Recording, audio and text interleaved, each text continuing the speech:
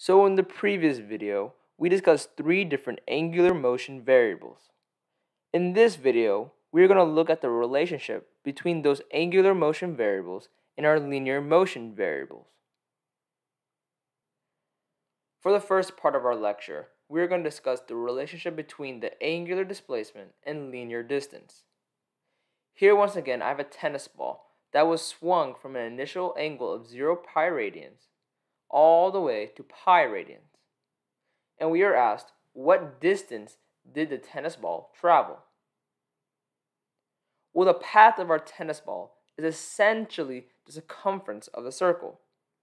So we need to find a way to measure this arc length. Well, if you remember from your geometry courses, there is a formula that gives you the arc length of a circle. And that is S, which represents our arc length, equals the magnitude of our angular displacement times our radius. So back to our problem, we can plug in our known values. So we have that our arc length is equal to the magnitude of our angular displacement, which we know is our final angle, which is pi radians, minus our initial angle, which is 0 pi radians, times our radius, which we know is 4 meters. And this will give us our arc length, which equals 4 pi meters. Now let's look at the relationship between the angular velocity and speed.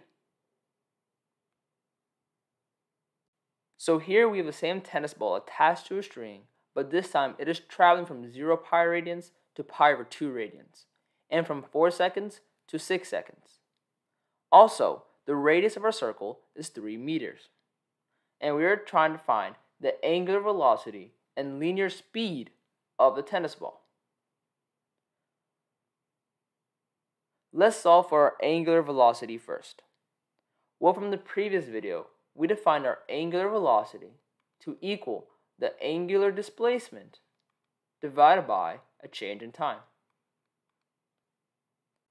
And let's plug in our given values. So we have that our angular velocity is going to equal our final angle, which is pi over 2 radians, minus our initial angle, which is 0 pi radians,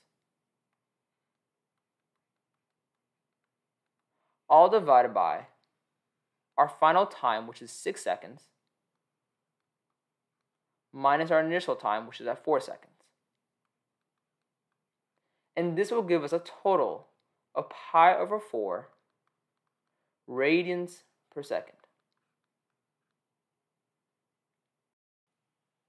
Now that we have our angular velocity, let's try to solve for our linear speed.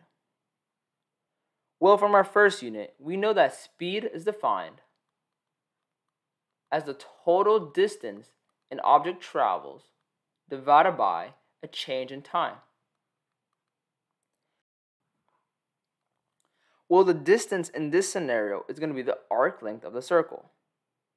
And from the first part of our lecture, we jotted down that the arc length is equal to the magnitude of the angular displacement times our radius.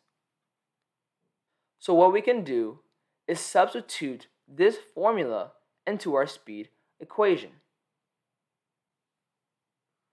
So we have that our speed is equal to the magnitude of our angular displacement times our radius, all divided by a change in time.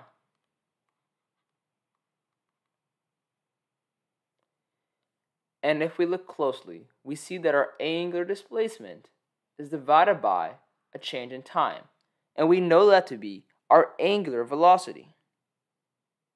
So we can rewrite our speed formula to be our speed equals the magnitude of our angular velocity times our radius.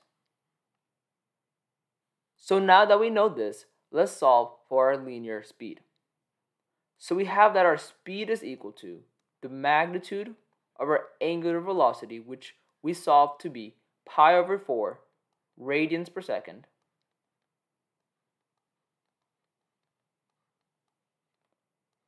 times our radius, which we know is 3 meters,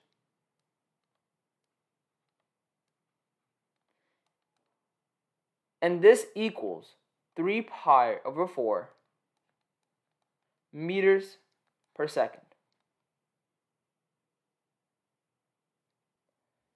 So in recap, arc length is the distance along a curved line that makes an arc, and the arc length is equal to the magnitude of the angular displacement times the radius.